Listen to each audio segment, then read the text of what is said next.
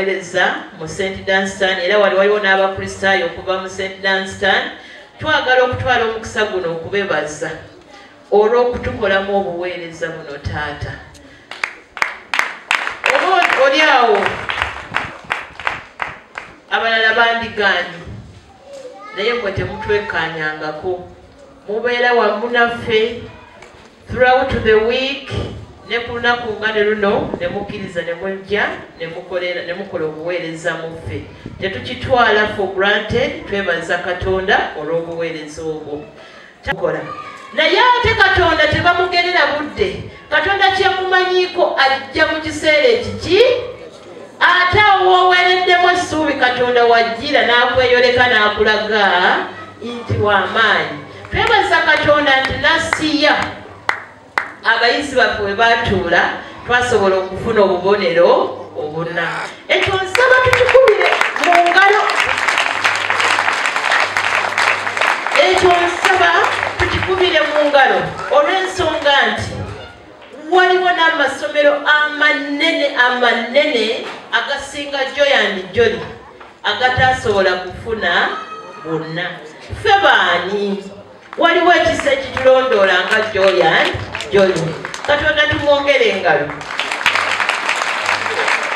Katonda tumwongere engalo. Tumwebaze.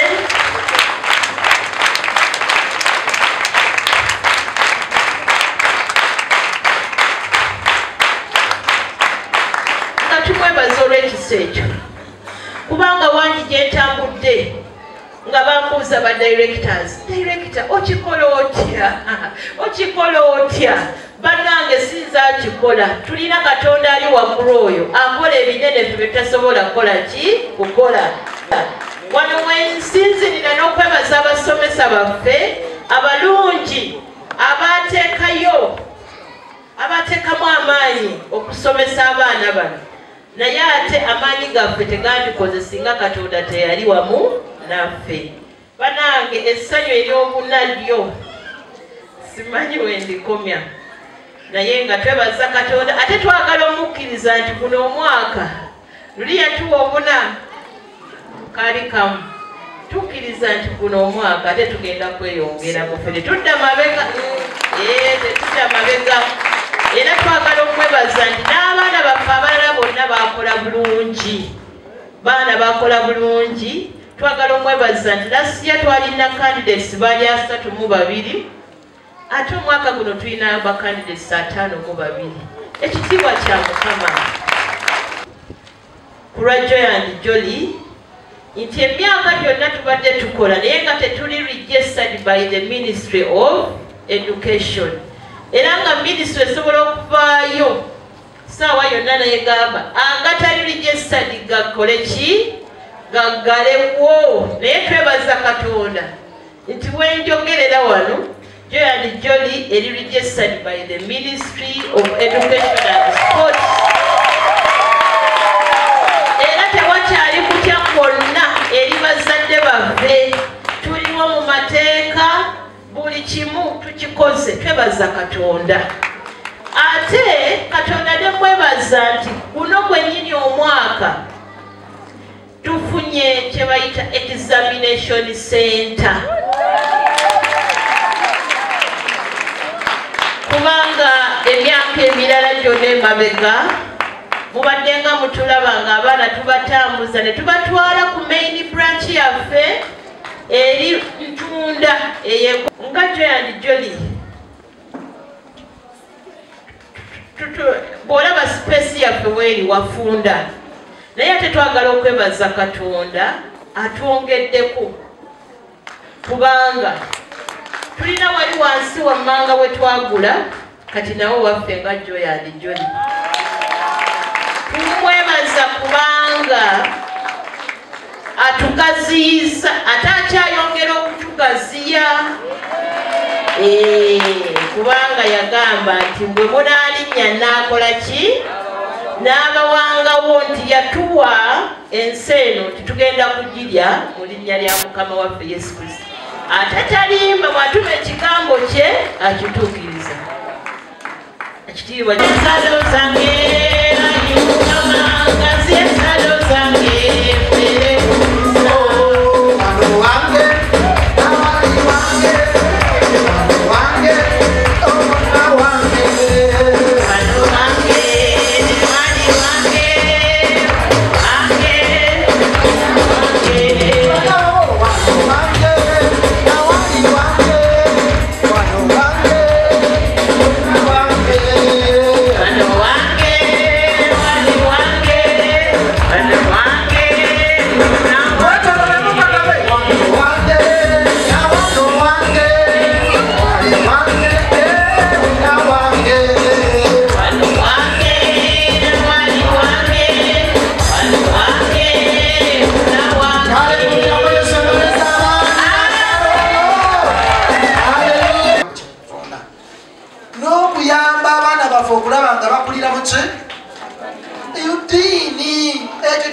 okusinga ddala obukulu. Banaye kambabulire nyawo director ejja tezigenda kuyamba baana abo singa tebamanyi Katonda.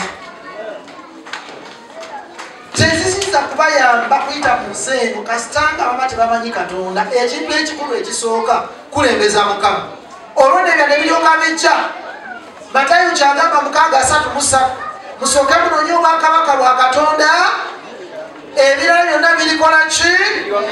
Biribongerwako. Kati baana mmwe mufube nnyo okusooka okwagala Mukama, bino ebirala byonna bijja kujja. Abazadde abaana mubafubise baagale Katonda, bagendeko mu kkanisa, abasiraamu bagendeko mu musikiti n'ebiringa ebyo mubafubise. Era bwe muwulira nti wano basaba weebaze Katonda ogambe bankoze bulungi, bye saalisobodde kukola babinkoledde. Kabaffe yeebazibwe. Eri abazadde abamu temulina buti baana mubaleka bali ku buzannyo balabuzannyo kuva ku makya paka lwaggulu ne Sande tebagendako mu kanisa. Haleluya. Praise the Lord. So we have come here to thank the Lord for the many things that He has done. And when I was praying to God to give me a message, He gave me a message from Psalms chapter 100. And we sang for joy. And the other nation is saying, what amazing things the Lord has done for them. Ochirabye. Namawanga abana gagamba bannange abo nga Katonda abakoledde. Haleluya. Ne bababuka okuyimba oluyimba ne baseka enseko. Katonda waffe yeebazibwe. Abamu mukaabye ebbanga nsaba Mukama akyusa amaziga gama gabeere enseko. Haleluya. Gabeere enseko.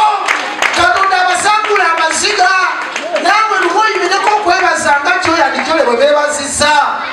Mukama waffe yeebazibwe. Okaabye nnyo n'ennaku wangi ewuwe yetabeera yetabeerako kidaala. Kidaala ndoza kiba kyakuziika. Ejja kyambaga. Kale ewuwe yetabaako kidaala kyambaga. Abaana bo bagenda mugenzi bwe batyo basomola basomole. Nsaba Katonda aleeteko embaga ewuwa. Mukama waffe yeebazibwe. Embaga ya graduation, embaga ya wedding, embaga simanyi yaki, amazaalibwa. Hallelujah. The need to recognize that God has been with us in our journey of success. Ekyo kikulu. Director, okujjukira nti Katonda yabadde naawe mu lugendo luno. Abantu bangi tebajjukira. Bwe batuuka mu mbeera efaanana bweti batandika kwetendereza. Bannange singa saakola nnyo. Era bannange singa saanoonya ssente.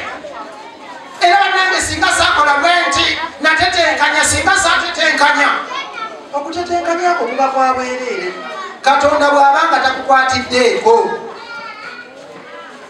Proverbs 16 agamba atya?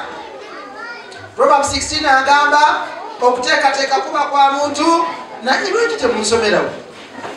Director lebyonyagala asome. Soma Proverbs 16 ansomere one. Begin from verse 1. Verse 1, I think verse 1 and 2. Muwulirize. So the need to recognize that God has been with us in this journey. Buli omu yeetaaga okumanya nti buli buwanguzi bw'otuukako waliwo Katonda abadde naawe. Waliwo Katonda akukwatiddeko. Nambira munno nti buli buwanguzi bw'otuukako waliwo Katonda akukwatiddeko. Abaana mmwe obuwanguzi bwonna ababisebe bali luddawa? Ababisebe Katonda yagenda okubakwatirako okuwangula kuba ne Bayibuli egamba the fear of the Lord is the beginning of wisdom. Praise the Lord. Proverbs 16:1 and 2. We may make our plans. We may make our plans. We may make our plans. We may make our plans. But God has the last word. But God, we may make our plans, but God has the last. God has the last word. You may think everything you do is right. You may think everything you do is right. But the Lord judges your motives. But God judges your motives. Come up here. Number two. God does not forget the need to recognize that God has been with us in our journey of success. Echo kikulu. Director. Okujjukira nti Katonda yabadde nawe mu lugendo luno. Abantu bangi tebajjukira bwe batuuka mu mbeera efaanana bweti batandika kwetendereza. Bannange singa saakola nnyo. Era bannange singa saanoonya ssente. Era bannange singa saakola bwenti natetenkanya singa saatetenkanya. Okutetenkanya ako kuba kwa bwereere. Katonda bw'abanga takukwatiddeeko. Proverbs 16 agamba atya? Proverbs 16 agamba okuteekateeka kuba kwa muntu naye lwaki temunsomerawo? Director njagala asome. Soma Proverbs 16. Asomere one. Begin from verse 1. Verse 1, I think verse 1 and 2. Muwulirize. So the need to recognize that God has been with us in this journey. Buli omu yeetaaga okumanya nti buli buwanguzi bw'otuukako waliwo Katonda abadde naawe. This is my soul, my Savior unto you. How great thou art, how great thou art. In the right way, that when this child grows tomorrow in the future, will not depart from this training. So let us train these children right from childhood. These young children you see understand so much. Let us not just produce our children and leave them to grow the way the world sets them, or the way the world guides them. As we are parents, we are there to guide them. Guide this gift, nurture this gift that God gave you, so that you harvest tomorrow.